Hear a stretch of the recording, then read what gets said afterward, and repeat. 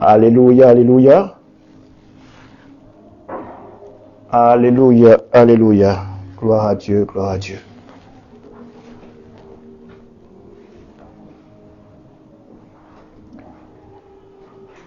Alléluia, alléluia.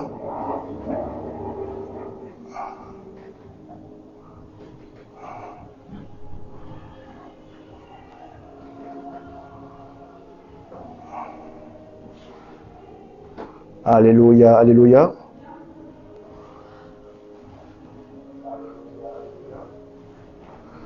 Amen, amen. Gloire à Dieu. Gloire à Dieu, gloire à Dieu. Soyez bénis. Soyez bénis, soyez bénis. Alléluia. Shalom, shalom, shalom, bien-aimés.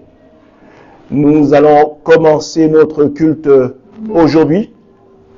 Je suis le pasteur Alain Joël Rebendabia, pasteur principal, sans oublier mon épouse également, le pasteur Elsa Rebendabia, de la mission évangélique des éclaireurs pour Christ.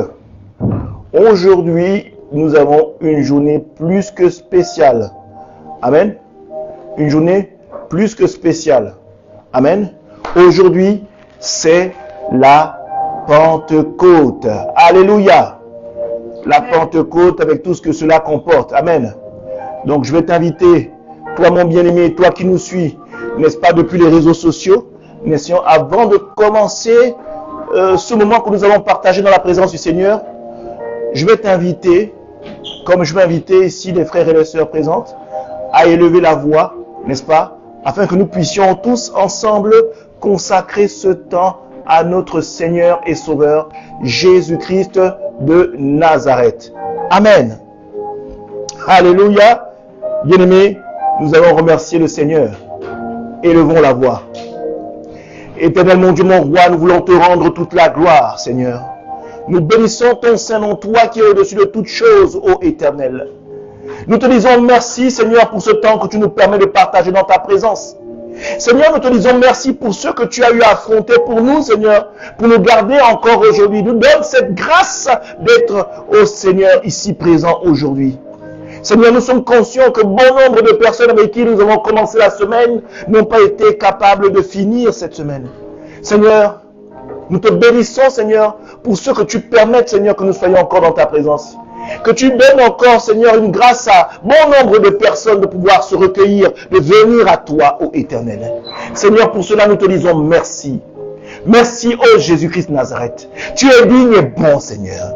Merci pour la protection que tu établis sur les familles du monde. Merci sur la protection que tu établis sur chacun de nos enfants, ô Éternel. Parce que, Seigneur, nous ne savons pas, ô Seigneur, ce que deviennent nos enfants quand nous allons au travail ou quand nous allons vaquer à diverses occupations, ô Éternel. Mais toi, tu es le seul, Seigneur, qui a le regard sur nos progénitures. Et pour cela, nous te disons merci, Père. Tu es le Dieu qui ne sommeille ni ne dort, ô Seigneur Jésus-Christ de Nazareth. Merci pour cela. Gloire à ton Saint-Nom. Gloire à ta majesté. Oh, merci, ô toi, Seigneur des Seigneurs, Roi des Rois, Jésus-Christ de Nazareth. Merci, ô Éternel, pour la santé, Seigneur. Pour ce que tu touches un cœur là où il est, probablement dans un lit d'hôpital, de savoir que le Seigneur lui accorde encore une grâce de revenir vers lui, Seigneur. Nous te disons merci, Seigneur, pour cette occasion que tu suscites, Seigneur, dans le cœur de chaque personne, de pouvoir dire, oh, il est nécessaire que je me rapproche de mon Dieu. Le temps est tellement proche. Il est nécessaire que je me rapproche de mon Dieu avant qu'il ne soit trop tard. Merci au Seigneur pour ce que tu fais germer dans le cœur d'un bien-aimé à ce moment précis. Et cela dans le nom puissant de Jésus-Christ de Nazareth. Amen. Bien-aimés, nous allons aller comme un seul homme vers le trône de Dieu. Amen. Afin de lui demander pardon. Amen. Bien-aimé, tu es plus conscient que moi en comprenant ceci. Le fait que tu sois habillé de chair te montre déjà que tu es quelqu'un qui est pas déjà indestructible et que tu as une limite à ce qu'on appelle la vie. Amen. Et que tu as un corps qui est corruptible. Alléluia. Donc, Tu dois être conscient, ô bien-aimé, que l'imperfection t'habite. Et au travers de cette imperfection, tu es souvent sujet au péché.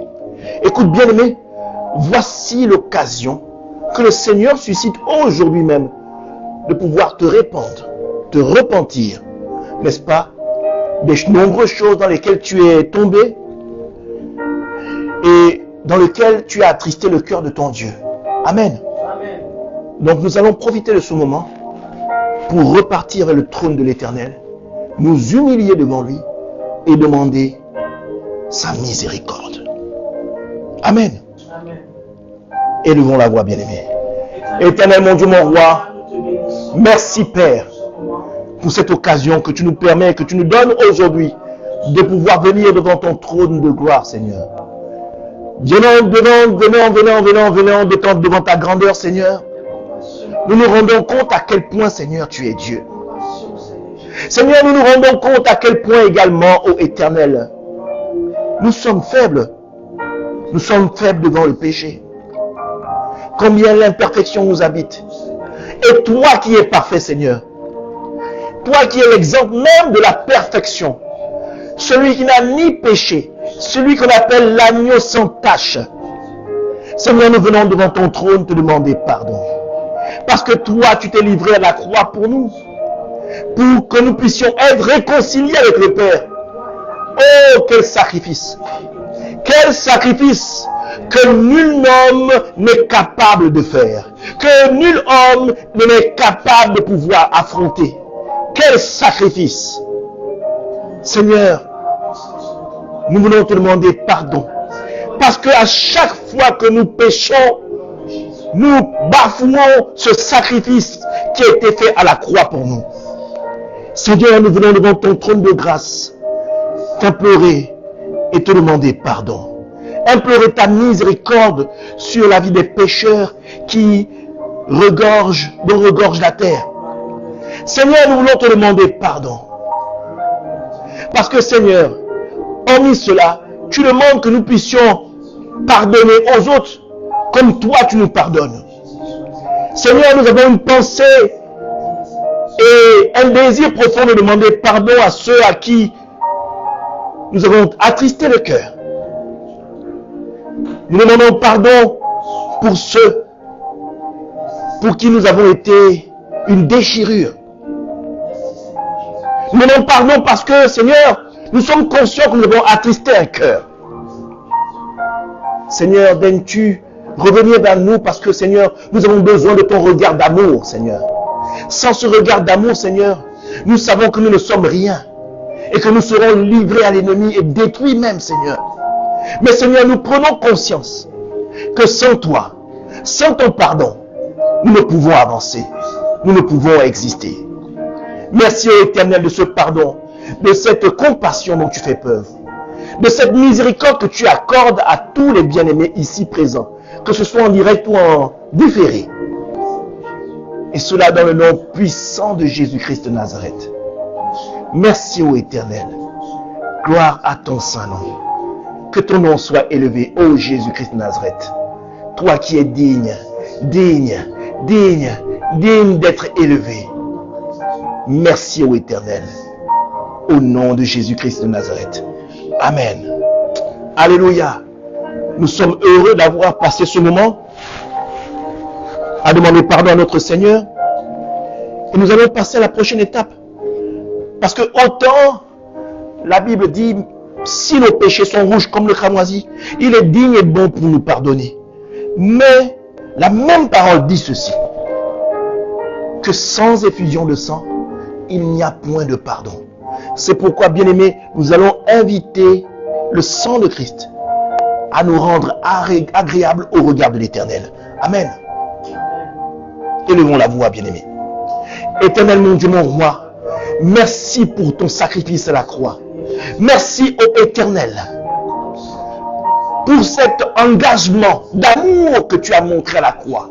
Merci, ô Jésus, toi qui es digne et qui as fait couler son sang, afin que nous puissions être réconciliés avec le Père. Merci, ô Éternel, que ton sang, Seigneur, qui apporte, Seigneur, la délivrance, nous restons en tout point de notre vie, en tout secteur de notre vie, et que nous soyons, oh Seigneur, bien-aimé Jésus-Christ Nazareth, restaurés en tout point, réconciliés en tout point, regagnés au cœur de Dieu en tout point, libérés des chaînes qui nous retenaient prisonniers, libérés des liens familiaux qui nous gardaient prisonniers, sortis des prisons spirituelles dans lesquelles nous étions enfermés. Merci ô Éternel pour ce sang qui fait trembler le sol de Golgotha et qui fait trembler, ô Éternel, tous les royaumes sataniques dans lesquels nos familles étaient enfermées, Seigneur. Seigneur, ton sang coule et embrase ces lieux de forteresse des âmes, de prison des âmes. Elles sont embrasées, réduites en cendres au travers du sang de Jésus-Christ de Nazareth. Merci ô Éternel. Gloire à ton saint nom, pour ton sang et pour cette délivrance que tu nous donnes aujourd'hui même, à l'instant même. Je parle à un bien-aimé qui est sujet à l'emprise de l'ennemi. Je dis, tes ennemis sont consumés au nom puissant de Jésus-Christ de Nazareth, au travers de ce sang. Les amulettes, les liens, les chaînes, les prisons sont consumés et disparaissent à l'instant même. Et tes geôliers sont détruits au nom de Jésus-Christ de Nazareth. Amen. Alléluia. Nous n'allons pas être en reste et nous allons inviter l'Esprit de Dieu pour nous conduire dans ce moment. Amen. Alléluia. Esprit de Dieu, prends le contrôle de ce moment. Esprit de Dieu, environne-nous. Esprit de Dieu, prends possession de cette pièce, cette salle qui nous accueille. Mets une atmosphère de paix, une atmosphère d'attention. Rends-nous captifs à ta parole. Esprit de Dieu, touche les demeures de ceux qui nous voient en direct ou en différé. Touche les demeures de tous ceux qui nous suivent. Environne-les. Et au travers de cet enseignement, remplis-les de ta présence afin que leur vie ne soit plus comme celle qu'elle était aujourd'hui. Qu'après cette parole, qu'il y ait une transformation. Ô Saint-Esprit, je m'efface complètement pour te laisser la place totale. Que tu conduises ton peuple, que tu sois la boussole, que tu prennes le contrôle de ma langue, de mon cœur et de mon esprit, et que ce soit toi et toi seul qui parle. Et cela dans le nom puissant de Jésus-Christ de Nazareth. Amen. Amen. Alléluia. Alléluia. Alléluia. Gloire à Dieu. Amen. Bien-aimés, le message que nous allons partager aujourd'hui est très spécial et particulier. C'est pourquoi je désire que tu sois attentif. Que tu sois attentif et je désire que tu te munisses de ta Bible. Alléluia. Qu'il n'y ait point qui soit un point de distraction. Amen. Je veux vraiment que tu sois attentif parce que ce que le Seigneur a mis en mon cœur pour te partager est une chose qui va sans doute te bouleverser, mais dans le bon sens. Et c'est quelque chose qui va te révolutionner dans ta façon de te voir et dans la façon avec laquelle tu vois le Saint-Esprit. Amen. Donc, bien-aimés, le thème qui va nous conduire aujourd'hui est celui-ci. Éden, mythe d'un temps passé, où existe-t-il jusqu'aujourd'hui? Amen. Éden, mythe d'un temps passé, où existe-t-il jusqu'aujourd'hui? Alléluia. Ce que je voudrais dire, c'est que le Seigneur n'a cessé, par amour, de toujours nous garder dans sa présence. Amen. Et au travers de cela, quand nous regardons Genèse, nous voyons que le Seigneur a construit la terre. Amen. Autant pour moi. Il a créé la terre. ce qu'il a fait un retour, c'est que sur la terre, il a créé un lieu appelé Éden. Et dans ce lieu, il y a les hommes. Du moins, quand je dis homme, je parle de homme avec un grand H. Il y eut Adam et il y eut Ève. Amen. Mais ce lieu est très spécial. Parce qu'en vérité, dans ce lieu, il y a mis également Jésus. Amen. On a vu la semaine dernière, au travers de la prêche du pasteur Elsa, il y a 2 semaines auparavant, on avait parlé de l'éternité. Et dans cette prêche, le pasteur Elsa nous avait rempli vraiment de la présence de Christ, parce que nous avions eu droit à une révélation, qui était celle-ci. De savoir qu'au milieu du jardin, il y avait un arbre. Au centre du jardin, il y avait un arbre, n'est-ce pas, qui avait du fruit, qui avait des fruits. Et dont le Seigneur, dont Dieu nous donnait le droit et l'autorisation de manger. Amen. Et au travers de cette révélation, nous avons compris que l'arbre qui était au centre du jardin n'était sans doute et nul d'autre que la personne de Jésus-Christ de Nazareth. Amen. Mais au travers de ce jardin et dans le lieu qu'il y avait, il y a toujours eu en fait les 3 personnages. Les 3 personnages, les 3 personnes qui font de Dieu ce qu'il est. Dieu le Père, Dieu le Fils et Dieu le Saint-Esprit. Amen. Alors nous allons rentrer tout de suite dans le livre de Genèse, à son chapitre 2. Et dans son chapitre 2, nous allons aller du verset 8 au verset 17. Ça va être une longue lecture, mais une lecture riche. Amen. Genèse chapitre 2, verset 8 à 17. Amen.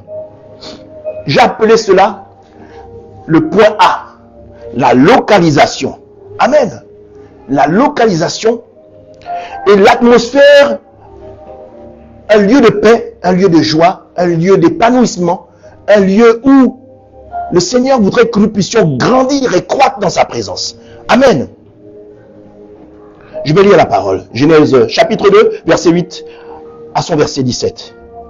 Puis l'Éternel Dieu planta un jardin en Éden, du côté de l'Orient, et il y mit l'homme qu'il avait formé. L'Éternel Dieu fit pousser du sol des arbres de toute espèce, agréables à voir et bons à manger, et l'arbre de la vie au milieu du jardin. Amen, qui est l'image de Christ. Amen. Et l'arbre de la connaissance du bien et du mal. Amen. Au travers de cela, nous avons compris quoi? Que Dieu a mis toujours le choix devant l'homme. Amen. Le choix a toujours été là.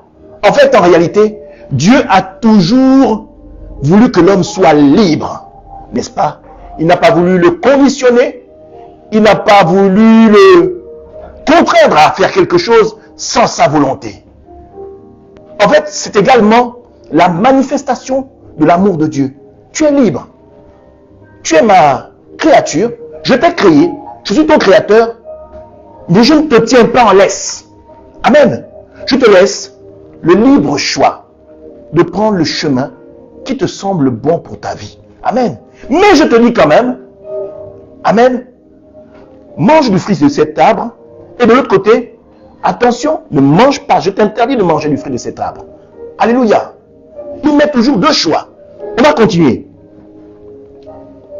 Au verset 10, un fleuve sortait d'Éden pour arroser le jardin. Et de là, il se divisait en 4 bras. Le nom du premier était Pishon. C'est celui qui entoure tout le pays d'Avila, où se trouve l'or. L'or de ce pays est pur. On y trouve aussi du bellium et des pierres d'onyx. Le nom de ce second fleuve est Gihon. C'est celui qui entoure tout le pays de Couche, Le nom du troisième est Édikel. Et c'est celui qui coule à l'orient de l'Assyrie. Le quatrième fleuve, c'est l'Euphrate. Amen. Alors nous voyons une chose, bien-aimés. C'est que quand nous parlons d'Éden, nous voyons que c'est un lieu terrestre, n'est-ce pas? Mais un lieu spécial. Amen. Un lieu spécial où se trouvent les plus beaux jardins, où se trouvent les plus grandes richesses, où se trouvent les plus beaux fleuves. Bref, c'est un endroit vraiment conçu pour l'homme. Un havre de paix. Amen. C'est un lieu où le Seigneur veut nous garder dans sa présence. Un lieu où il n'y a point de souffrance. Un lieu où il n'y a point de maladie. Et un lieu où, vraiment, le rapport est un rapport direct avec Dieu. Alléluia. À son verset 15, l'Éternel Dieu prit l'homme et le plaça dans le jardin d'Éden pour le cultiver et pour le garder. Bref, c'est un endroit où nous sommes appelés à cultiver et à garder. C'est-à-dire croître, n'est-ce pas, en tout point. Et garder cet apprentissage que le Seigneur, dans lequel il nous plonge, que nous puissions le garder. Amen. Il dit ceci par la suite, au travers de la parole. L'Éternel Dieu donna cet ordre à l'homme, tu ne pourras manger de tous les arbres du jardin, mais tu ne mangeras pas l'arbre de la connaissance du bien et du mal, car le jour où tu mangeras, tu mourras. Amen. Bref, Dieu a donné tout à l'homme. Dieu a créé la terre, il a créé les fleuves, il a tout créé. Mais il a créé un environnement spécial. Amen. Et dans cet environnement, il a donné les limites au travers du verset que nous venons de voir. Et au travers de ces limites, il a mis des fleuves, 4 fleuves. Amen. Comme 4 carrés, 4 fleuves faisant comme un carré pour montrer un peu la délimitation. Amen. Et dans ce lieu, il a mis tout ce qui était agréable et il a mis l'homme dans les meilleures conditions qui soient. Il n'y a posé qu'une seule condition. Qu'il interdit l'homme de manger du fruit de l'arbre de la connaissance du bien et du mal. Amen. Alors, au tout début, nous avons dit que les 3 personnes étaient là. Amen. Les 3 personnes étaient là. Bien-aimés, nous avons reconnu qu'il y avait Christ, Amen, qui était là sous forme de l'arbre au milieu du jardin. Amen. Et le Dieu que nous servons a toujours dit à l'homme, mange du fruit. Tu peux en manger de ce fruit-là de manière volontaire et même abusive. Je t'autorise à manger le fruit qui est Christ, l'arbre de vie. Amen. Alléluia. Alors vous allez me dire, oui, mais où est la 3e personne? Amen. Bien-aimé, je vous le donne en mille. La 3e personne est le jardin d'Éden. Amen. Autant dire que c'est l'environnement favorable que le Seigneur permet et a permis et a créé pour l'homme pour pouvoir grandir dans sa présence. Amen. Là, on parle d'un jardin qui est physique. Amen. Délimité par 4 fleuves. Amen. Entouré de eaux et de fleuves. Amen. Et dedans, il a créé tout ce qui était agréable pour l'homme. Amen. Alors nous avons vu l'arbre de vie qui est Jésus, le jardin d'Éden qui est le lieu et l'endroit et la personne qui est la 3e personne et qui est là pour nous mettre dans un environnement vraiment propice, n'est-ce pas, à l'homme. Un environnement sans lequel, si l'homme n'est pas là-dedans, n'est pas dans cet environnement, il ne peut pas grandir, il ne peut arriver à rien faire. Amen. En fait, Dieu a toujours tout fait pour que l'homme soit dans les bonnes grâces au travers du jardin d'Éden. Amen. Justement, ce jardin d'Éden avait aussi un autre but. Amen. Il avait le but de nous protéger, de nous habiller, de nous recouvrir de la présence de Dieu. Alléluia. On va aller dans Genèse chapitre 2 toujours, et nous allons aller du verset 19 au verset 20. Je vais lire la parole. L'Éternel Dieu forma de la terre tous les animaux des champs et tous les animaux du ciel. Il les fit venir vers l'homme pour voir comment il les appellerait, afin que tout être vivant portât le nom que l'homme lui donnerait, autant pour moi. Et l'homme donna des noms à tout le bétail, aux oiseaux du ciel et à tous les animaux des champs. Mais pour l'homme, il ne trouva pas d'aide semblable. Amen. Voyez-vous, Dieu est magnifique. Parce qu'il met l'homme dans un environnement qui est l'environnement du jardin d'Éden. Mais il y a quelque chose qu'il fait. Il a créé les animaux et il les amène vers Adam. N'est-ce pas? Et Adam a nommé tous les animaux, n'est-ce pas? Selon leur spécificité. Et je crois qu'il était rempli de sagesse et d'intelligence du Dieu au travers de l'environnement dans lequel il était. Le Saint-Esprit, Amen, qui est dans l'image ici du jardin d'Éden. Et dans sa présence, Adam est obligé de croître. Il a nommé les animaux de la terre, qu'ils soient du ciel ou de la terre ou des eaux. Amen. Il leur a donné des noms. Toujours selon le mâle et la femelle. Amen. Mais après avoir nommé tous les animaux du ciel, il en arrive à une conclusion. J'ai nommé les animaux de la terre selon leur spécificité, leur qualité, n'est-ce pas? Ce qu'ils avaient comme atout, ce qu'ils avaient comme désavantage. J'ai trouvé l'intelligence et la sagesse de leur donner des noms spécifiques qui sont propres à eux. Mais attention, j'ai nommé tout le monde, mais en fait, en nommant tout le monde, je me suis rendu compte que tous ont un vis-à-vis, mais moi, je n'en ai pas un. Amen. Voyez-vous, quand vous êtes dans cette atmosphère, quand vous êtes dans le jardin d'Éden, Amen, qui est la personne du Saint-Esprit, Amen, le Seigneur vous fait croître en sagesse, mais surtout en intelligence. Vous avez une intelligence que bon nombre de personnes ne peuvent pas avoir. Je ne dis pas que vous allez aller à l'école, vous allez avoir un bac plus 5, Amen, mais vous allez avoir un mode de fonctionnement, une logique, n'est-ce pas, incomparable à bon nombre de personnes. Vous aurez une façon de conduire les projets, vous aurez une façon de conduire les choses qui sont quelque chose de particulier, de très spécial. Amen. Et c'est dans cette condition-là que s'est retrouvé Adam. Il s'est rendu compte que je donnais tout le monde des noms, mais au final, je me rends compte que chacune des espèces à qui j'ai donné des noms ont soit mâle, soit femelle. Donc un vis-à-vis. Mais moi, je n'ai pas de vis-à-vis. Amen. Et ce qui est magnifique, Amen,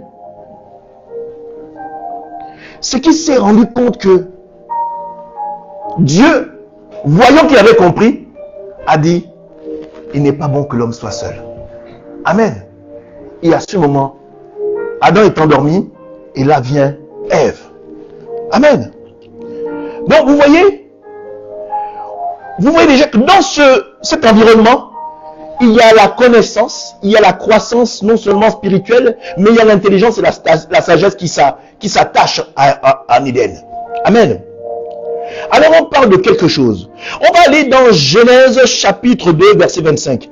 Là on va parler de cet environnement, quand on est dans la présence de Dieu, dans la présence du Saint-Esprit, un environnement qui nous habille. Alléluia. C'est-à-dire que la façon avec laquelle nous nous percevons et la façon avec laquelle les autres nous perçoivent est totalement différente. Amen. Et ça, c'est la présence quand on est dans l'environnement du jardin d'Éden, c'est ça qui donne cette couverture-là, cet habillement spécial. Amen. Alléluia. Alors, Genèse chapitre 2, verset 25, on dit ceci. L'homme et sa femme étaient tous de nus, et ils n'en avaient point honte. Amen. Ils n'en avaient point honte. Tout simplement parce que ils étaient habités de la présence de Dieu. Cette présence de Dieu, même étant nue, était un naturel, était un vêtement magnifique. Pour eux, leur nudité était le meilleur vêtement qui soit. Tout simplement parce que c'était un vêtement qui était rempli de la gloire de Dieu. Parce qu'ils étaient dans l'environnement de Dieu. Ils étaient dans l'environnement de Dieu. Mais surtout, ils se nourrissaient de l'arbre, des fruits de l'arbre de la vie. Amen. Alléluia. Amen. Donc, autant vous dire que le Saint-Esprit, au travers du jardin d'Éden, qui est la présence de Dieu, parce que c'est ça qu'était Éden, la présence de Dieu. Alléluia. Elle a toujours été là, mon bien-aimé. Depuis Genèse jusqu'à Apocalypse, le Saint-Esprit a toujours été là. Amen. Mais sous une autre forme, une forme physique, n'est-ce pas? Un habitacle fait pour l'homme. Où tout était prospère pour l'homme. Amen. Un habitat où l'or et l'argent étaient là. Bien-aimé, c'est pourquoi je ne comprends pas mes frères et mes sœurs qui vont dans des assemblées où on leur parle de prospérité. On leur parle d'or et d'argent. En réalité, ils ne devraient pas chercher ça. Ils devraient chercher la présence de Dieu. Parce que dans la présence de Dieu, il y a déjà l'or et l'argent. Pourquoi choisir un endroit de la gloire de Dieu et pas prendre la gloire de Dieu tout entière? Le Seigneur est un Dieu jaloux et il veut qu'on le prenne en totalité et qu'on ne choisit pas une parcelle juste de lui, non. Sinon, ce serait de l'adultère. Ce serait avoir un rapport trompeur et mesquin avec l'Éternel. Pourquoi chercher seulement l'or et l'argent? Non. Recherche la présence de Dieu. Elle englobe tout. Elle détient tout. Elle est possesseur de tout, de bon nombre de bénédictions. Elle est possesseur de la santé. Elle est possesseur de tout ce qui est richesse. Elle est possesseur d'intelligence, de sagesse. Alléluia. Amen. Donc, bien-aimés, soyons bénis. Soyons bénis. Amen. Alléluia. Alors, il va se passer quelque chose de particulier. Il va se passer quelque chose de particulier. Parce que dans l'environnement qui était le jardin d'Éden, qui est la présence de Dieu, il y avait tout. Tout était là. Tout était réuni pour que l'homme prospère. Toutes les qualités, tout ce qui était confort, tout était là. Mais il va se passer quelque chose qui va venir mettre le bazar, excusez-moi pour l'expression, mais qui va venir mettre le désordre dans cet environnement préparé pour l'homme. Amen. Ce désordre, c'est le péché. Amen. Le péché va rentrer. Mais avant que le péché ne rentre, la désobéissance va arriver. Amen. Et ça va engendrer le péché. Amen. Alors nous allons voir tous ensemble ce que le péché peut engendrer. Amen. Genèse chapitre 3, versets 6 à 12. Genèse chapitre 3, versets 6 à 12. Amen. Alléluia, je vais lire la parole.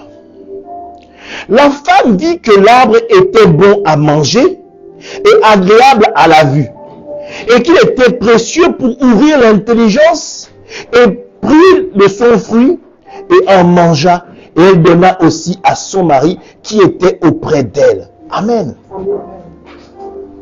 Oh, le serpent a trompé. Le serpent a trompé, comme il continue à tromper jusqu'à aujourd'hui, pour ceux qui ne sont pas dans la parole, pour ceux qui ne sont pas dans la présence, pour ceux qui ne prennent pas le temps de s'édifier. Amen. La Bible nous dit ici qu'elle vit que ce fruit la rendait intelligente. Amen. Alors qu'elle était déjà intelligente bien en avance, puisqu'elle était dans la présence de Dieu, au travers du jardin d'Éden, qui était ici l'image du Saint-Esprit. Un environnement favorable pour croître, où on cultivait, on gardait, où on grandissait en intelligence, où on faisait tout était bien. L'ennemi, comme d'habitude, est venu et a trompé Ève. Maintenant, elle croit qu'en mangeant ce fruit, elle a grandi en intelligence, mais en fait, elle s'est fourvoyée. Amen. Donc il y a la tromperie. On a maintenant une autre vision des choses. Et on dit ceci. Les yeux de l'un et l'autre s'ouvrirent et ils connurent qu'ils étaient nus. Amen. Ça veut dire que la présence de Dieu s'était déjà détachée. Au travers de la désobéissance, la présence de Dieu s'était détachée. Le vêtement dont ils étaient fiers. Parce qu'on dit plus haut qu'ils étaient nus. Mais ils n'en prenaient pas conscience parce qu'ils se trouvaient tellement beaux. Amen. Même nus, ils se trouvaient beaux. C'est-à-dire qu'il y avait cette présence-là qui était là, qui les revêtait d'un vêtement céleste et magnifique. Je ne sais pas quelle image ça avait. Mais pour ne pas se rendre compte qu'on est nu alors qu'on est nu, c'est qu'on devait être environné de l'Esprit de Dieu et être environné d'un vêtement. On se disait, waouh, mon Créateur m'a fait de telle sorte que je me trouve magnifique. Amen. Mais en mangeant le fruit de la connaissance du bien et du mal, ils ont commencé à se détester et à se trouver nus. Ça veut dire que le péché a une chose qui fait que le péché nous déshabille et nous fait revêtir un vêtement qui n'est pas le nôtre. Amen. Le péché nous fait rentrer dans une atmosphère qui n'est pas bonne pour notre perception du monde, de pouvoir grandir dans la présence de Dieu. Le péché nous rend laid. Amen. Mais le péché ne fait pas que nous rendre laid. Il fait également comprendre à ceux qui nous regardent que nous ne sommes plus beaux. Amen. Qu'il y a quelque chose qui cloche, quelque chose qui n'est pas normal. Amen. Alléluia. Ils connurent qu'ils étaient nus et ayant cousu des feuilles de figuier, ils s'en firent des ceintures. Amen. Alléluia. Amen. Éphésiens nous dit quoi? La ceinture de vérité. Ils ont été obligés de prendre des tenues des feuilles de figuier et en faire des ceintures. La vérité les avait quittés. Amen. La vérité les avait quittés. Et ça s'explique plus bas. Amen. Allons les ensemble. Alors ils entendirent la voix de l'Éternel, Dieu, qui parcourait le jardin vers le soir. Et l'homme et sa femme se cachèrent loin de la face de l'Éternel Dieu, au milieu des arbres du jardin. Mais l'Éternel Dieu appela l'homme. Vous allez me dire, mais pourquoi il appelle l'homme? Non, mais il appelle l'homme parce que c'est l'homme qui l'instruit. C'est l'homme qui a été instruit le premier. Donc il a mis, l'homme a déjà la charge de chef de famille à la création. Amen. C'est lui le capitaine du bateau. Et c'est à lui d'instruire son épouse. Amen. Alléluia. Et donc on dit ceci. Mais l'Éternel appela l'homme et lui dit, où es-tu? Il répondit, j'ai entendu ta voix dans le jardin et j'ai eu peur parce que je suis nu. Alléluia. Il se rend compte que le vêtement qu'il avait ne l'a plus. Et qu'il sait que le vêtement qu'il n'a plus, le père va forcément se demander, mais qu'est-ce qui se passe? Quand tu fais de ton si beau vêtement, amen. Le péché, quand tu l'as, tu ne peux pas te cacher. Amen. Parce qu'on dit, tu peux te cacher, on dit c'est caché derrière les arbres du jardin. Vous ne pouvez pas se cacher longtemps. Amen. Le péché ne te cache pas longtemps. Amen. On montre la limite du péché en termes de cachette. Amen. Seule la présence de Dieu te recouvre concrètement et totalement. Amen. Il dit ceci. L'Éternel Dieu dit, qui t'a appris que tu étais nu? Amen. Ce n'était pas dans la nature première dans laquelle je t'avais conçu. Tu étais habillé. Qui t'a dit que tu étais nu? C'est que tu as sans doute fait quelque chose dont je ne t'avais pas donné l'autorisation. Tu es rentré dans l'interdit. Alléluia. Il dit ceci. L'homme répondit. Alors Dieu dit d'abord autant pour moi. Est-ce que tu as mangé de l'arbre dont je t'avais défendu de manger? L'homme répondit ceci. Voyez-vous? Pour dire que le péché, amen, Adam n'est plus dans une dimension spirituelle. Adam est rentré dans une dimension charnelle. Et ce n'est que ce que le péché nous amène. Le péché rend attentif plus notre chair que l'Esprit de Dieu en nous. Alléluia. Achille, tu peux me fermer cette porte? Amen. Et l'homme répond, la femme que tu as mise auprès de moi m'a donné l'arbre et j'en ai mangé. Voyez-vous? Il est tellement dans le péché, n'est-ce pas? Sa chair est tellement rentrée dans le péché qu'il accuse même la femme, alors que ça lui qu'on pose la question, lui qui est le chef. Il repose la faute sur la femme, alors que c'est lui qu'on a donné l'instruction. Amen. Il essaie de se dédouaner, donc il rentre déjà dans le mensonge. Pour la première fois, l'homme se met à mentir à Dieu. Pour la première fois, Adam ment à son créateur. Alléluia. Il accuse sa seconde et il rejette le tort de sa seconde alors qu'il s'oublie complètement, alors que c'est à lui qu'on a donné les instructions en premier. Amen. Il aurait été capable de dire non. Non. Le Satan a séduit la femme et la femme l'a séduit. Amen. Elle a mangé le fruit. Elle a usé de la même malice avec laquelle l'ennemi l'avait eu. Et elle a séduit aussi le mari. Amen. Et Adam se retrouve lui-même en train de proclamer pour la première fois le premier mensonge. Amen. Oh, que c'est triste. Amen. Amen. Que c'est triste. Quand on sort de la présence de Dieu, amen, quelle tristesse. Alléluia. Alors, il y a quelque chose qui se passe. C'est que, ayant le péché, ils n'ont plus l'autorisation de rester dans le jardin. Parce que le jardin, on a dit, c'est l'environnement. En fait, le jardin d'Éden est l'image du Saint-Esprit. Amen. Le Saint-Esprit n'est pas une personne qui vient après. Le Saint-Esprit a toujours été là. En Genèse. L'environnement. Parce qu'il y avait la terre, pour répondre à ce qu'on a dit, il y avait la terre, et dans la terre, il y avait le jardin d'Éden qui était lui-même entouré de 4 fleuves.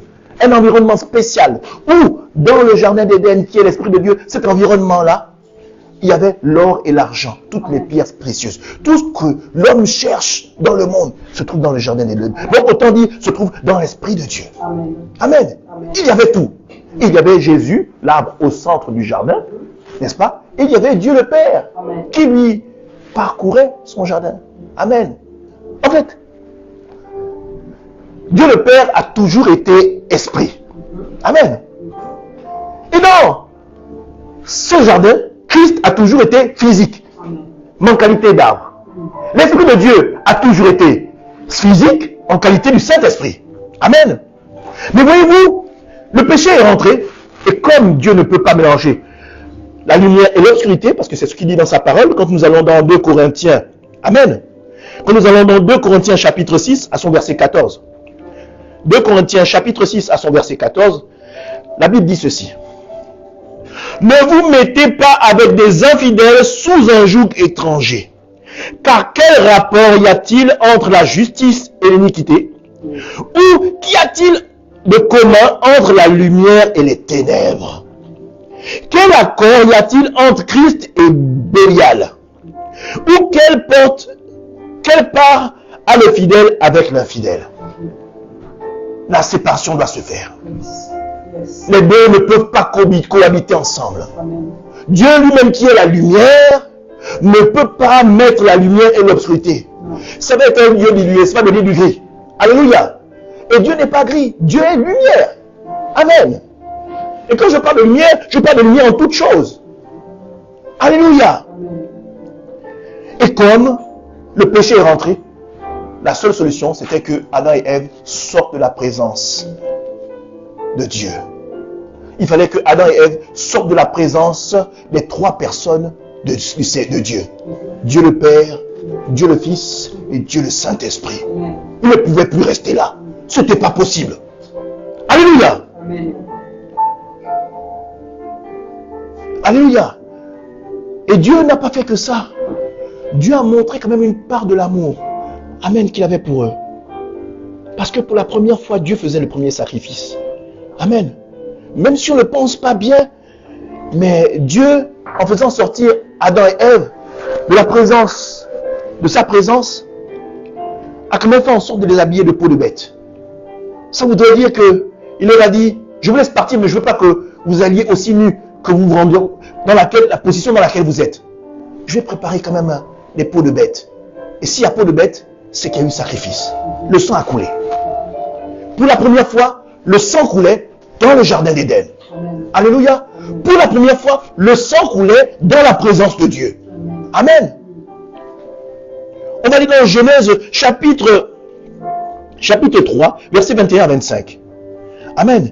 L'Éternel Dieu fit à Adam et à sa femme des habits de peau, et il les en revêtit. Peau de quoi? Je pense que c'était peau d'animaux, forcément, peau animale. Donc, forcément, le sang a coulé. Amen. Le sang a coulé. Amen.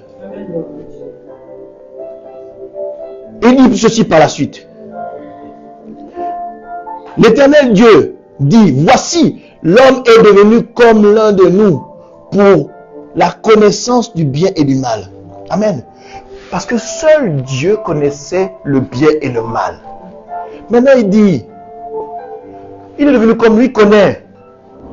Mais comme il connaît, sa nature est complètement dénaturée. Il n'est plus comme nous parce qu'au départ c'était faisons l'homme à notre image, faisons comme nous. Amen. Donc rempli de gloire, de bonté, d'amour, n'est-ce pas, d'obéissance. Alléluia. Tout ce qui est propre est beau. Amen. Mais comme il a menti, il a bravé l'interdit, le péché est rentré. Alléluia. À ce moment, l'Éternel dit, empêchons-le d'avancer sa main et prendre l'arbre de la vie et d'en manger et de vivre éternellement. Amen. La scission est arrivée. Ils ne peuvent plus avoir accès à Christ. Ils ne peuvent plus manger du fruit de Christ. Alléluia. Ils sont habités du péché. Ils ne peuvent plus s'avancer de Christ. Et c'est vrai. Tant qu'on est dans le péché, on ne peut pas avoir accès à Christ.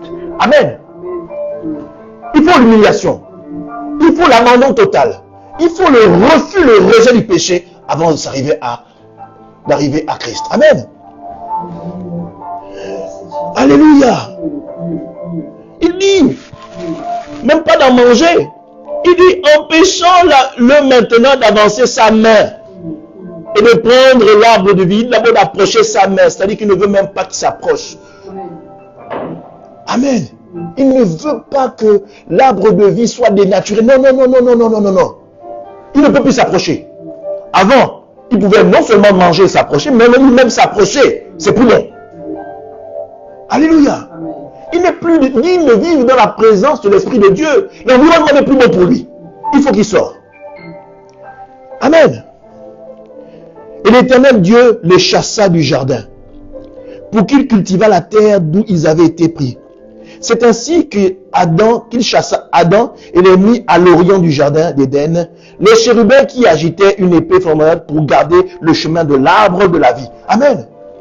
Donc Dieu a mis une armée pour empêcher Adam et Ève de revenir. Amen. On parle du chemin. Donc je pense que dès qu'ils sont sortis, le chemin s'est mis en mode inconnu. Impossible de retrouver le chemin. Amen. Sûrement ils vont lui sortir, mais une fois qu'ils ont tourné le dos comme ça, tourné la tête, ils ont dit, le jardin a disparu. C'est fini. L'éternité s'en est allée des hommes. Amen. Mais gloire à Dieu. Dans son divin amour, le Seigneur vient pour réconcilier les hommes avec le Seigneur, avec Dieu. Amen. Donc, il envoie d'abord l'arbre de vie qui est Jésus-Christ. Et il fait de la parole, il vient vers les hommes en qualité de l'homme, de la parole faite chair. Amen. Il dit, je vais venir, moi Dieu, sous forme de l'arbre de vie, sous forme de personne, en la qualité, en la personne de Jésus-Christ. Amen. Je vais venir. Je vais d'abord vous enseigner maintenant de manière normale. Vous allez faire tout ce que je vais faire. C'est des leçons. Amen. Vous allez écrire et graver ça. Et c'est des enseignements que vous allez donner à votre descendance. Amen. Et quand je m'en irai, je ne vous laisserai pas orphelins. Amen. C'est-à-dire que je vous enverrai le consolateur. Alléluia. Qui est le consolateur? Amen. Le consolateur, c'est l'Esprit de Dieu, le Saint-Esprit. Pourquoi consolateur? Consolateur, c'est pour consoler de l'absence de la présence de Christ. Amen. C'est-à-dire que ma présence ne va pas vous manquer. Parce que je vais vous laisser un personnage avec vous. Amen. Mais ce ne sera plus le personnage que vous avez connu qui était le jardin d'Éden. Amen. Maintenant, le Seigneur dit, il cherche des adorateurs en esprit et en vérité. Il passe à une autre dimension pour être sûr d'avoir les hommes avec lui. Amen. Il ne veut plus que les hommes s'attachent à quelque chose de physique et de visuel, mais il veut que les hommes s'attachent à quelque chose d'invisible, mais qu'il y croit. Amen. La foi. Alléluia. Alléluia. On va prendre le livre de Joël. Joël chapitre 2. Amen. Joël chapitre 2 à son verset 28 jusqu'au verset 32. Amen. Alléluia. Joël chapitre 2, verset 28 à 32. Autant pour moi. Je vais lire la parole. Après cela, je répandrai mon esprit sur toute chair. Vos fils et vos filles prophétiseront. Vos vieillards auront des songes et vos jeunes gens des visions. Même sur les serviteurs et sur les servantes, dans ces jours-là, je répandrai mon esprit. Je ferai paraître des prodiges dans les cieux sur la terre, du sang, du feu, des colonnes de fumée. Le soleil se changera en ténèbres et la lune en sang, avant l'arrivée du jour de l'Éternel, de ce grand jour et terrible. Alors, quiconque invoquera le nom de l'Éternel sera sauvé. Le salut sera sur la montagne de Sion et à Jérusalem, comme a dit l'Éternel, et parmi les réchappés de l'Éternel, les réchappés que l'Éternel appellera. Amen. Alors, cette dernière phrase m'a beaucoup troublé. Amen. Parmi les réchappés que l'Éternel appellera. Amen. Waouh. Mais les réchappés, c'est quoi? C'est qui les réchappés? Les réchappés, c'est tous ceux qui sont hors du peuple d'Israël. Parce que Dieu s'était choisi un peuple. Amen. Et le Saint-Esprit venait, repartait. Alléluia. C'était dans le peuple. Mais il dit, quand le Saint-Esprit viendra, amen, ceux qu'on appelle hors peuple d'Israël, donc ceux qui sont en dehors du peuple élu, il y en aura qui vont être intégrés.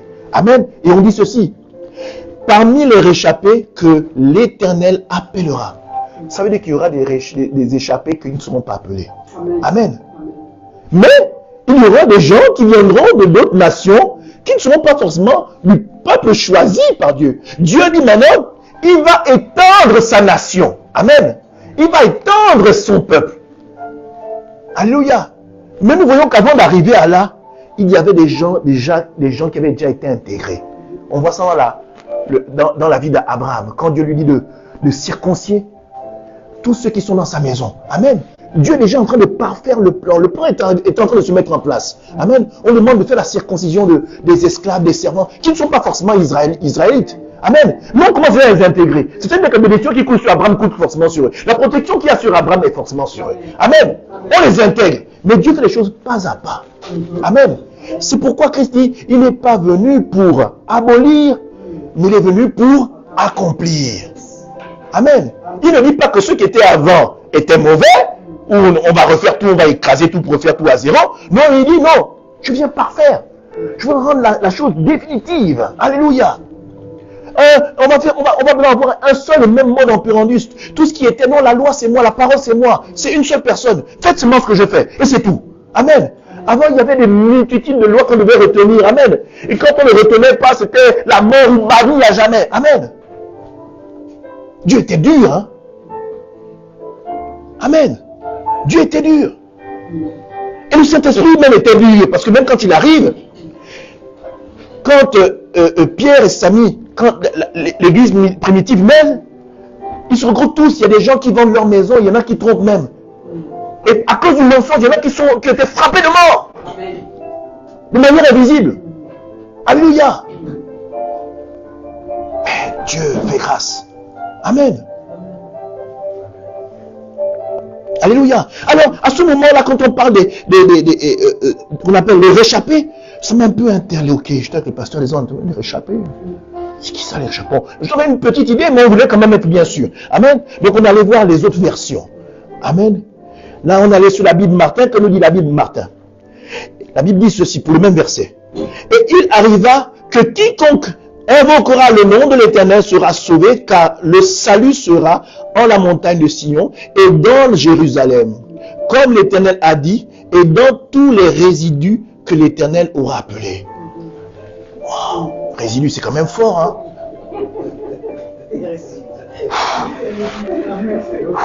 Enfin, en gros, on essaie de nous dire qu'on était des déchets, quoi. Donc, Dieu n'arrive, quoi, même. Les mecs qui avaient Israël, le peuple, c'est le peuple béni, le peuple de Dieu, mais tous les gars qui étaient à côté, c'est des sauvages, c'est des résidus, quoi.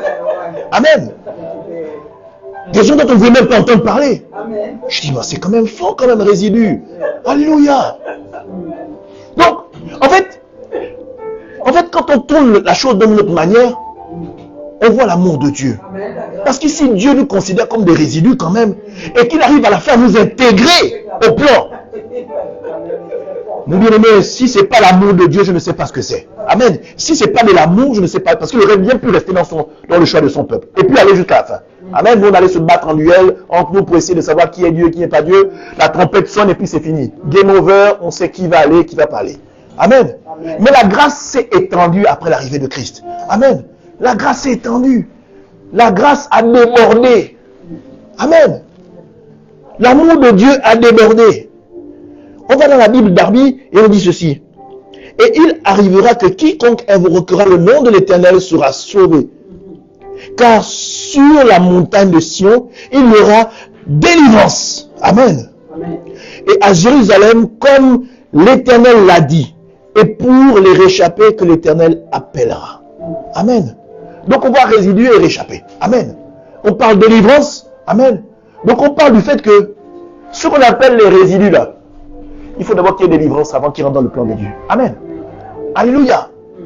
Ça c'est ce que le Saint-Esprit va faire. Amen. Alléluia. Allons-y dans le livre de Actes 1, verset 8. Alléluia. Acte 1, verset 8. On va comprendre ce que c'est que le Saint-Esprit. Amen. Je lis la parole. Mais vous recevrez une puissance, le Saint-Esprit, survenant sur vous, et vous serez mes témoins à Jérusalem, dans toute la Judée, dans la Samarie, jusqu'aux extrémités de la terre. Amen. Donc c'est une puissance qui va nous servir d'être témoins. Amen. De la grâce de Dieu, de l'amour de Dieu, de la présence de Christ. Amen. Alléluia. Mais cette puissance, bien-aimée, ne s'active que quand on vit dans la vérité. Amen. La même vérité qu'il y avait au jardin d'Éden qui faisait que l'homme puisse croître, c'est la même vérité là que Dieu nous dit que non. Nous devons l'activer en nous pour que le Saint-Esprit travaille de manière puissante en nous. Amen. Sans la vérité, sans la sincérité, amen, le Saint-Esprit ne peut pas se mettre en action. Amen. Sans la vérité, sans la sincérité, le Saint-Esprit ne peut pas se mettre en action. Alléluia.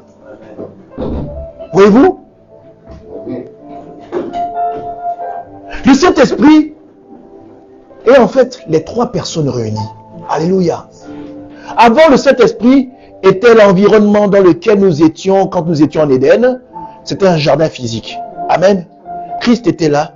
Dieu le Père gardait toujours sa vision spirituelle. Amen. Qu'il a d'ailleurs jusqu'aujourd'hui. Amen. Christ avait la vision physique en la qualité de l'arbre. C'était un arbre, mais on l'appelait l'arbre de vie. Mais aujourd'hui, ces trois personnes sont réunies en une seule et même personne, le Saint-Esprit. Amen. Ça veut dire quoi? Quand on a le Saint-Esprit, amen, on a une puissance. Quand on a le Saint-Esprit, on a un environnement propice à l'élévation. Quand on a le Saint-Esprit, n'est-ce pas, en jardin d'Éden, on disait qu'il y avait les pierres précieuses, on a dit une or pure. Amen. La richesse s'attache à nous. Amen. Forcément. Donc, en gros, tu n'as pas besoin d'aller à l'église pour dire je recherche la prospérité. Non, non, non. Puisque tout est dans le Saint-Esprit. Alléluia. Tu n'as pas besoin de dire que je veux être guéri. Non. Puisque la guérison est dans le Saint-Esprit. Tu n'as pas besoin que tu recherches, je ne sais pas moi, le travail. Puisque le travail, Adam et Ève étaient cultive et garde. Le travail, c'est dans le Saint-Esprit. Amen. L'environnement favorable pour pouvoir croître est dans le Saint-Esprit. Dieu le Père est dans le Saint-Esprit. Jésus-Christ est dans le Saint-Esprit. Amen. Alléluia. Le Saint-Esprit est une personne puissante. Alléluia. Alléluia. On va aller dans Psaume chapitre 32. Alléluia, vous allez comprendre quelque chose. Et dans le Psaume 32, verset 7. Amen. Vous allez comprendre ce que c'est le Saint-Esprit. David nous donne quelques bribes du Saint-Esprit. Amen. Dans le livre du second, on dit, tu es un asile pour moi. Le Saint-Esprit est un asile, un refuge. Alléluia. Tu me garantis de la détresse. Amen. Tu me garantis de la détresse. Ça veut dire que il te sauve des pièges de l'ennemi. Alléluia. Tu as la protection. Tu m'entoures des champs de délivrance. Tu n'es jamais prisonnier de quelque chose. Ou si tu es prisonnier, lui t'en délivre. Amen. David Martin dit ceci.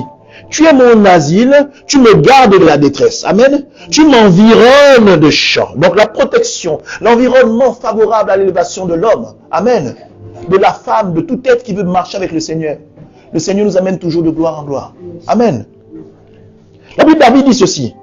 Tu es mon asile, tu me gardes de la détresse, tu m'entoures des champs de triomphe et de la délivrance. Amen.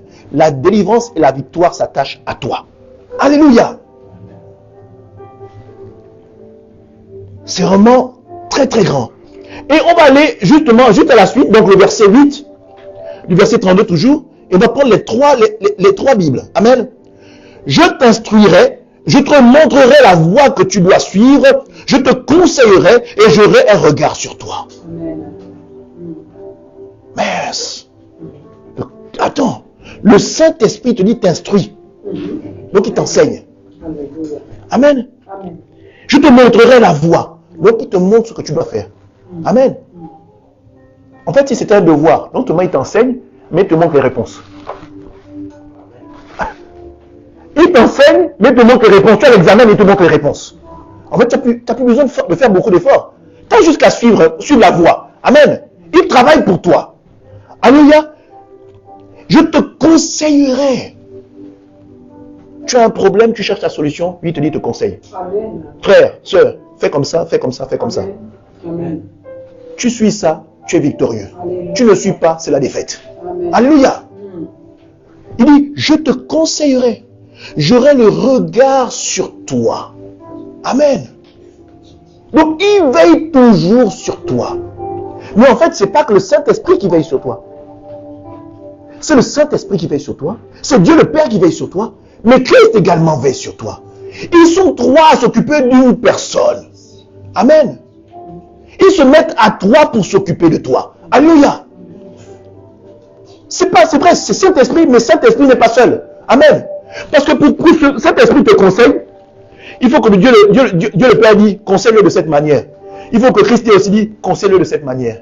Et Saint-Esprit dit, d'accord. Comme on est d'accord, on le conseille de cette manière. Amen. Les trois sont obligés de s'accorder. Mais, chacun des personnages, chacune des personnes respecte la hiérarchie. Le Saint-Esprit respecte Jésus, et Jésus respecte le Père. Amen. Christ ne peut pas prendre une décision sans l'aval du Père. Le Saint-Esprit ne peut pas prendre de décision sans l'aval du Père. Amen. Ils se respectent. C'est comme papa, maman et les enfants. L'enfant ne prend pas de décision sans avoir de petit maman et maman ne prend pas de décision sans avoir de petit papa. Amen.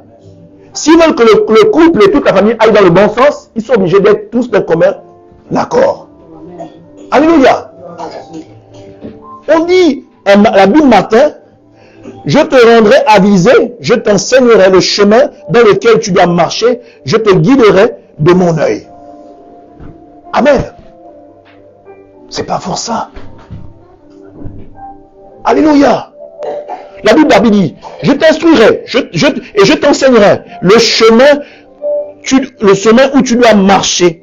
Je te conseillerai ayant mon œil sur toi. En fait, quand tu as le Saint-Esprit, tu n'as plus besoin de faire beaucoup d'efforts. Sois juste bête et discipliné. Va à gauche. Tu vas à gauche. Va à droite. Tu vas à droite. C'est tout. Les hommes ont des problèmes parce qu'ils essaient toujours de résoudre les choses par eux-mêmes. Non, comme il m'a insulté, donc je dois aussi l'insulter, je dois lui faire du mal, je dois me venger. Voilà comment la chair fonctionne. Mais Dieu te dit non. Je suis ton Dieu. Tu l'as pris de mes yeux. Si quelqu'un t'a fait mal, laisse-moi, je vais régler son compte. Toi, avance. Amen. Alléluia. Toutes les fois que les hommes ont tenté de régler leurs problèmes par eux-mêmes, ça a toujours fini en guerre, des millions de personnes sont mortes. Amen. Amen. Toutes les fois. On a vu des histoires bêtes. Des histoires bêtes. Tu as insulté ma femme, mais voilà, on fait la bagarre. Amen. On fait la bagarre et puis il y a un mort. C'est parti d'une insulte, mais ça donnait un mort. Amen. Le Saint-Esprit, là, te dit, je t'enseigne. Je te montre là où tu dois faire. En fait, quand tu dis je te montre où tu dois faire, c'est-à-dire qu'il te dit tout ce que tu dois faire. Tu n'as plus besoin de calculer. Tu veux calculer quoi? Amen. Amen. Amen. Et rends-toi compte, toutes les fois où tu as essayé de réfléchir par toi-même, les affaires n'ont jamais marché. Amen. Amen. Parce que l'or et l'argent appartiennent à Dieu. En fait, tu veux prospérer là, c'est Dieu, c'est l'Esprit de Dieu. C'est le Paraclétos. C'est l'Esprit de Dieu. Alléluia. Tu cherches la femme, la Bible dit que non, c'est Dieu qui a amené Ève à l'homme. C'est pas l'homme qui s'est mis à chercher. Non, non. C'est Dieu qui donne la femme. C'est Dieu qui donne l'homme. Amen. Toi, tu vas chercher parce qu'elle est belle. Tu vas suivre la beauté là, mais quand ça rentre à la maison, c'est un dragon. Ta vie devient impossible. Tu étais plus heureux célibataire. Amen. Amen. Parce que tu as suivi le regard, les belles formes, tout le bagage qu'on a donné, physique qu'on a donné à madame. Tu es tombé dedans et c'est fini. Tu étais un homme prospère et tu as fait rentrer le dragon dans ta maison. Amen. Les affaires bousillées. Alléluia. La chair est mauvaise conseillère. L'intelligence charnelle est mauvais conseiller. Alléluia. L'Esprit de Dieu nous dit, c'est lui qui fait tout. Amen. Aujourd'hui, l'Esprit de Dieu n'est plus un endroit physique. Amen. Mais toutes ces personnes de Christ, Dieu le Père, Christ et le Saint-Esprit se retrouvent toutes en une seule et même personne de manière invisible, en l'Esprit de Dieu. Alléluia. Allons-y dans le livre de Jean chapitre 20. Amen. Jean chapitre 20 au verset 21 jusqu'à 23. Alléluia. Jean chapitre 20,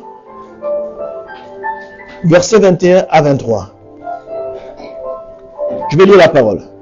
Jésus leur dit de nouveau, la paix soit avec vous, comme le Père m'a envoyé, moi aussi je vous envoie auprès de ces.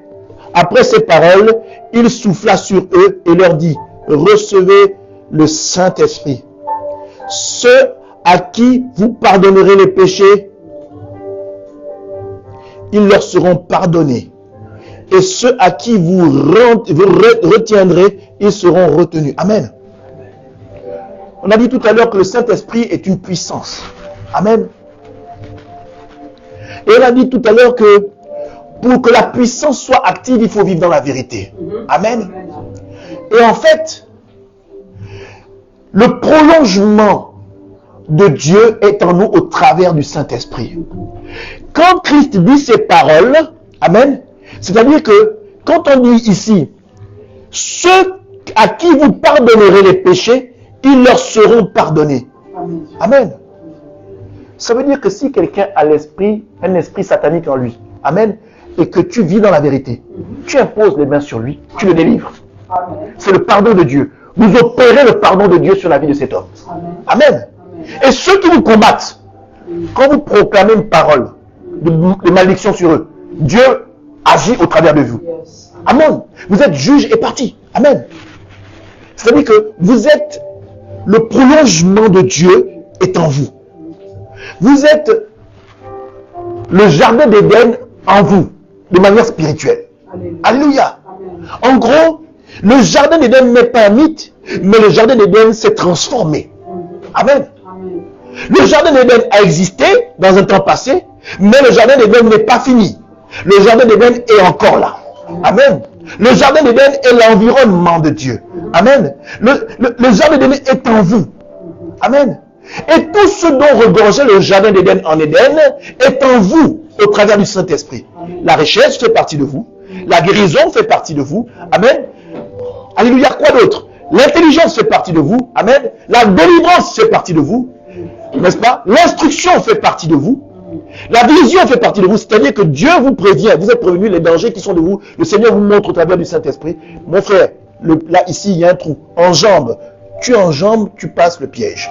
Alléluia. Il prévient du danger. C'est-à-dire que, comme on l'a dit plus haut, il nous garde au travers de son regard et sur nous. Amen. Nous ne sommes pas seuls. Non. Alléluia. C'est beau ça. Ceux à qui vous pardonnerez les péchés, ils leur seront pardonnés. Et on a vu, quand,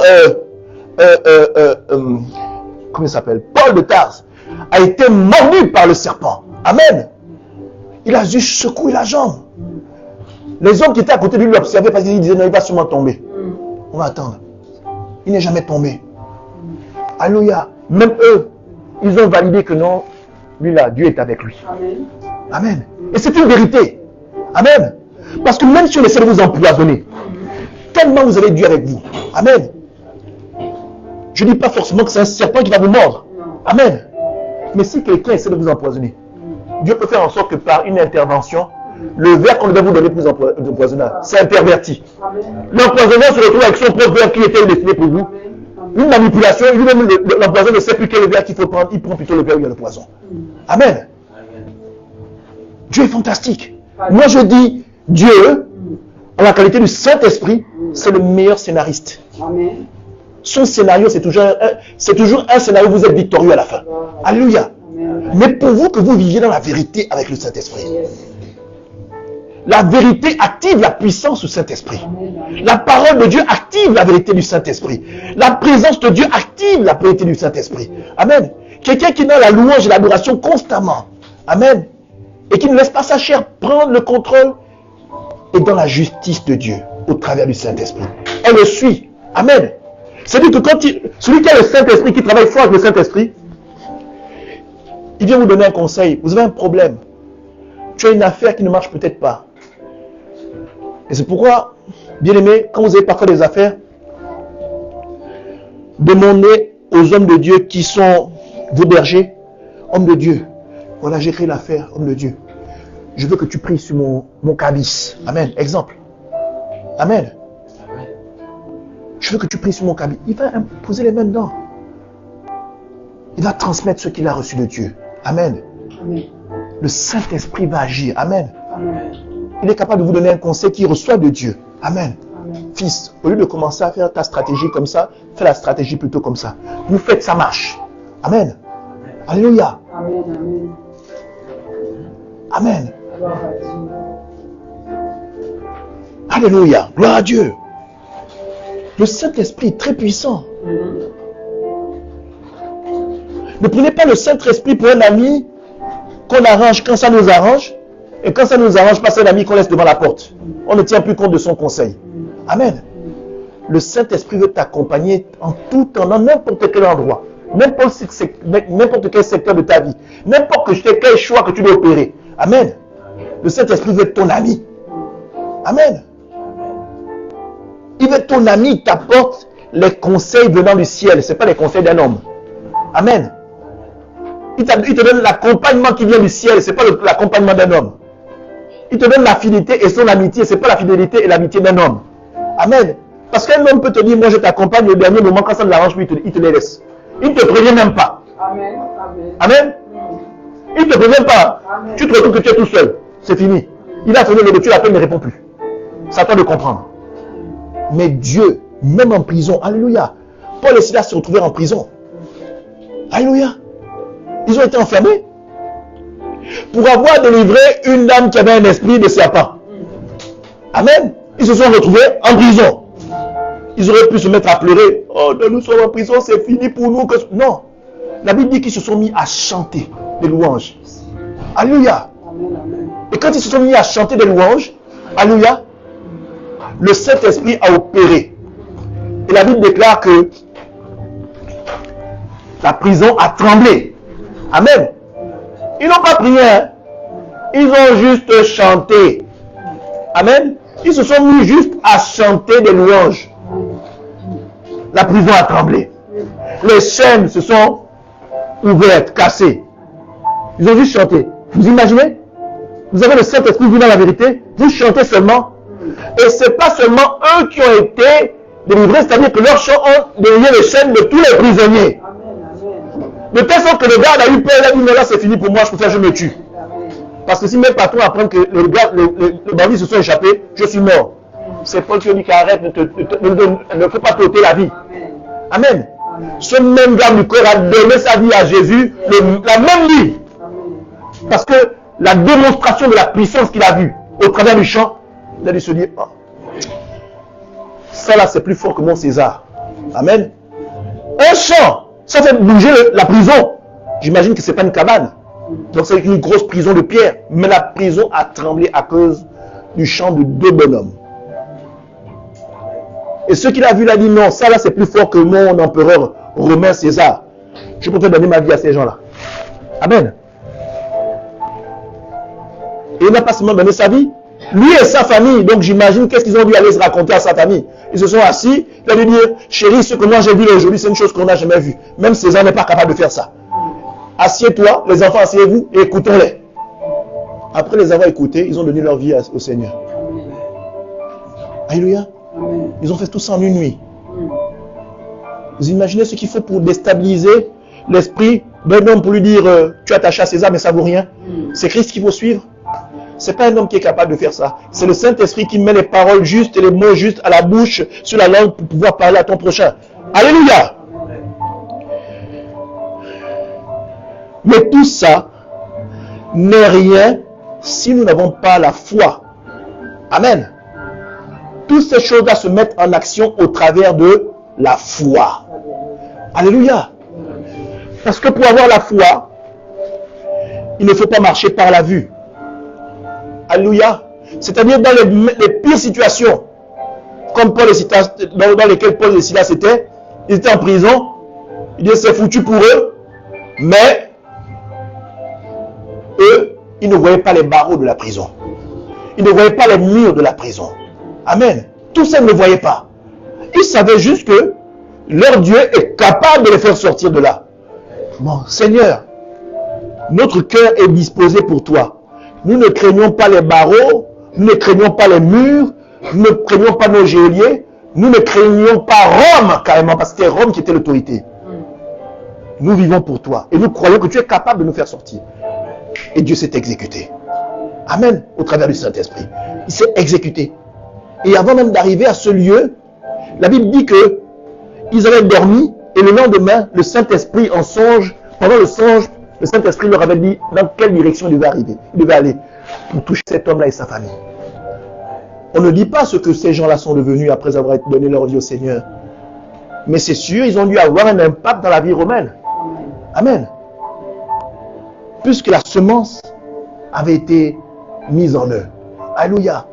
Mais je crois que si Dieu a fait en sorte que Paul et Silas aillent dans cette direction jusqu'à que cet homme soit converti, lui et sa famille, il y a un travail que nous ne connaissons pas qui a dû être établi dans cette famille et dans tous ceux qui environnaient cette famille. Alléluia. 2 Corinthiens chapitre 5 verset 7 dit ceci. Car nous marchons par la foi et non par la vue. Et le Seigneur dit, bénis ceux qui croient sans avoir vu. Amen. Parce que la chair est trompeuse. Amen. Quelqu'un peut te dire aujourd'hui, regarde, voilà, c'est un billet de 200 euros. Amen. Visiblement, tu as vu le billet de 200 euros. Mais qu'est-ce qui te dit que c'est un billet authentique de 200 euros? Ça peut être un faux, aussi bien imité. Amen. Donc, si tu as pas le Saint-Esprit et que tu es captivé par la chair va te dire, fais affaire avec lui, c'est bon. Mais au final, c'est des faux billets qu'il a. Amen. Il t'a donné des faux billets. Ça là, si tu n'as pas la présence de Dieu, tu peux tomber dans les pires services. Amen. Tu peux te retrouver à avoir des mallettes pleines d'argent comme ça, mais c'est tous des faux billets. Parce que tu t'es attaché seulement à ce que tu as vu. Amen. Et tu n'as pas sondé Dieu pour te dire est-ce qu'il faut te rappeler avec lui ou pas. Tu ne sais pas d'où cet argent sort. Est-ce que c'est pas ça sort pas des pratiques occultes pour venir te donner cet argent? Amen. C'est pas avec tout le monde qu'on fait affaire, bien aimé. Il peut avoir 1 milliard, dis-moi, tu peux gagner 1 milliard là, tout de suite. Frère, prends le temps, consulte le Seigneur. Amen. Amen. Le Saint-Esprit va te dire oui, c'est beau, mais c'est pas de moi. Tu fais affaire avec lui, tu vas échouer. Tu vas même perdre plus que ce que tu avais. Si tu as une maison, ta maison va être saisie. Tout va partir. Alléluia. Amen. Apprenons à... On l'a vu tout à l'heure. Le Saint-Esprit fait tout. Qu'est-ce que le Saint-Esprit n'est pas capable de faire? Il te conseille, il t'enseigne, il te montre la voie. Amen. Il te protège. Amen. C'est une puissance qui est à la fois défensive et offensive. Amen. Il te protège. Et quand il te protège, il ne protège pas que toi. Toi, une fois qu'il t'a sauvé, même tes enfants qui suivent derrière sont bénis. Il bénit jusqu'à la 1000e génération. Alléluia. 1000 générations de moi-même sont bénies au travers du service que je fais à Dieu. Amen. Donc même mes enfants que je ne connais pas sur 1000 générations derrière sont bénis. C'est-à-dire que mon nom va être béni jusqu'à 1000 générations pour le travail que je fais aujourd'hui. Pour le Seigneur. C'est pas costaud ça? L'État français ne peut pas te garantir ça, la richesse là. Il ne peut pas te donner ça. Sur 1000 générations, tu n'auras jamais ça. Amen. C'est comme si ton banquier te disait, mais tu vas toucher 1000 euros jusqu'à ta 1000e génération. C'est que si tu pars 1, 2, 3 parts jusqu'à 1000 générations, l'État français leur donne toujours 1000 euros tous les mois sur le compte. Ils ne sont pas capables de faire ça. Alléluia.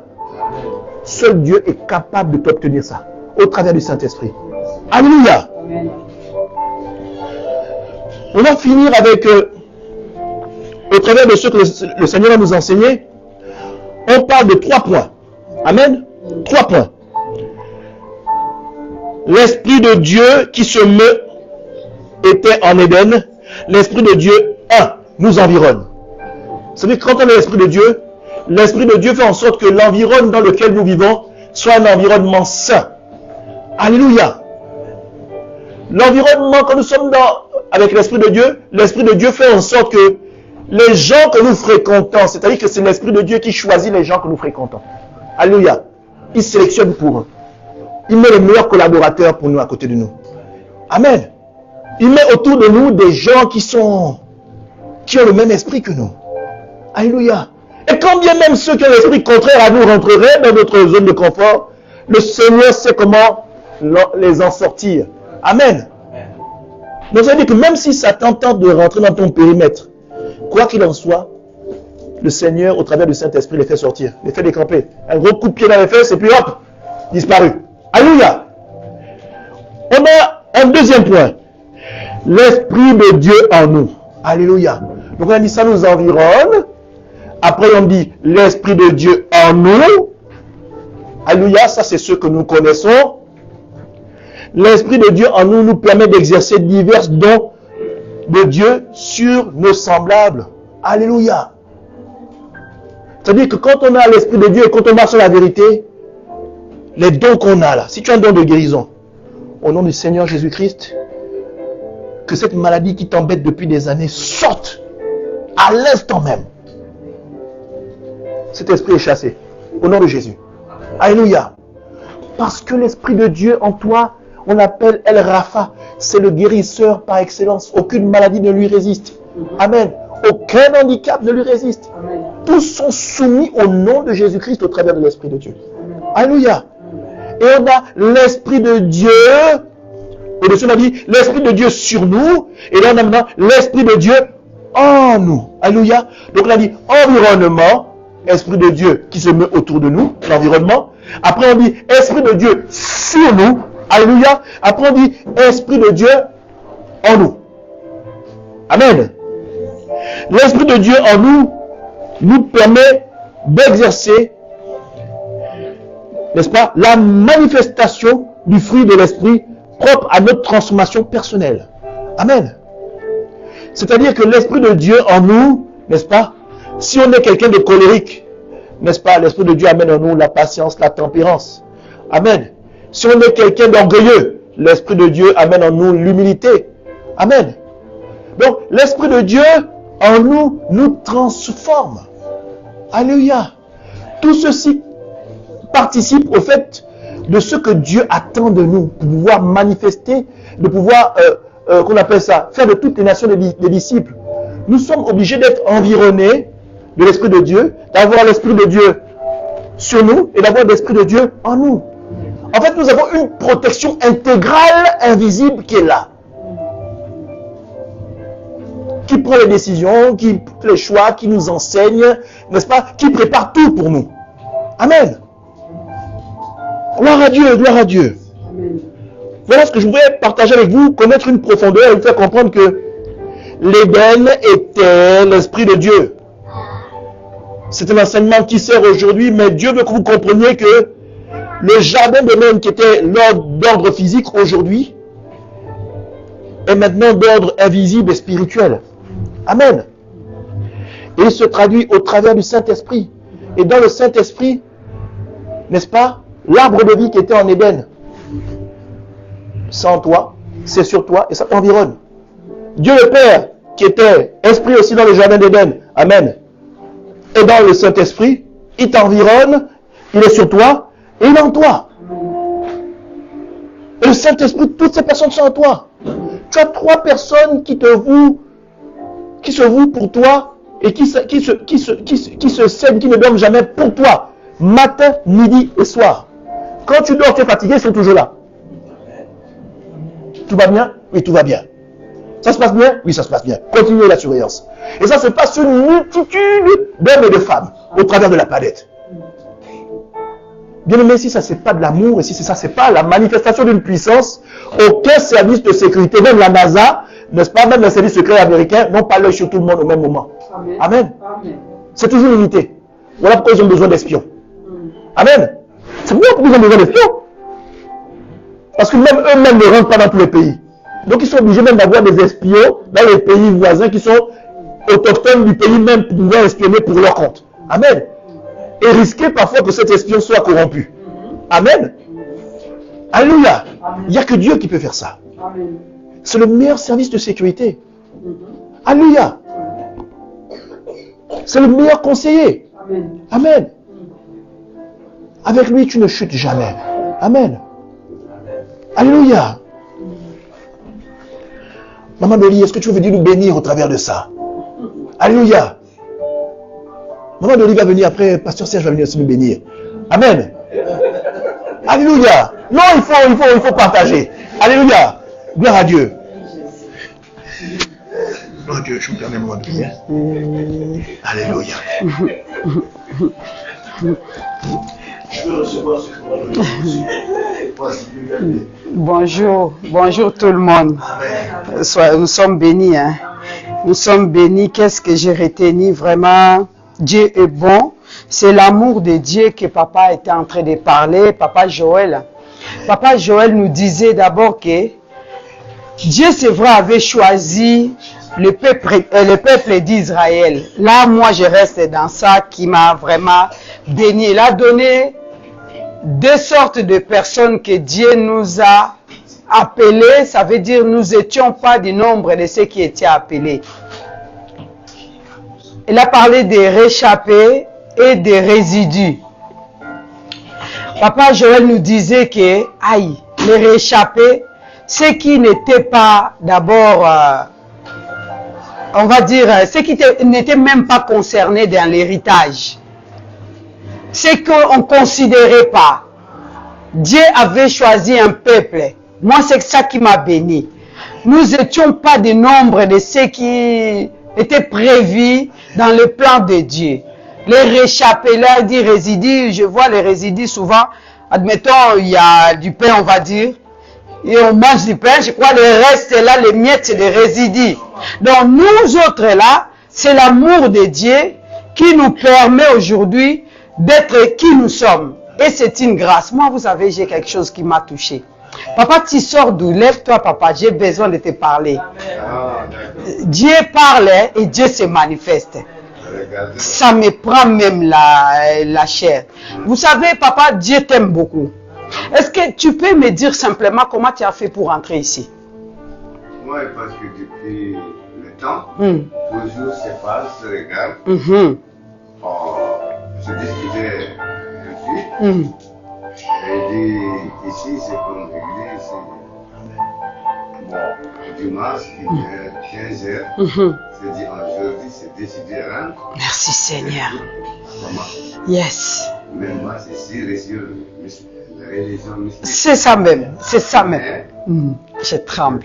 Qui est là, je suis très content. Amen. Parce que tout, c'est pour Dieu. Amen.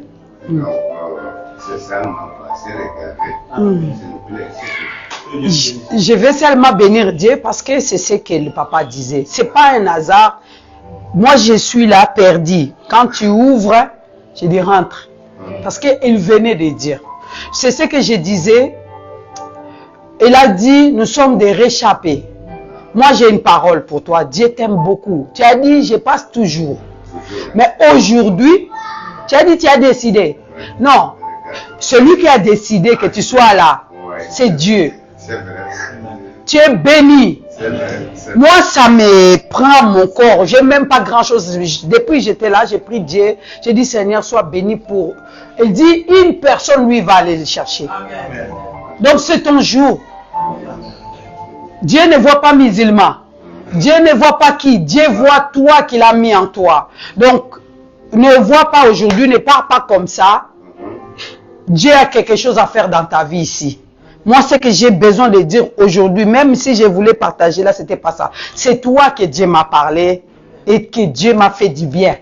Il parlait de réchapper, même pas 5 minutes. Il a dit des résidus, même pas 5 minutes. Tu as ouvert. Tu as même insisté parce que la porte est fermée. Si Dieu dit, bon, tu vas retourner. Mais comme Dieu a dit, tu vas rentrer. Et tu es rentré. Moi, j'ai béni le Seigneur. Je n'ai pas grand-chose parce que Dieu là est vivant.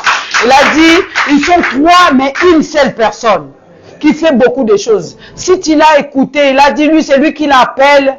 Il entend sa voix et il vient. Continue et lui va faire des choses.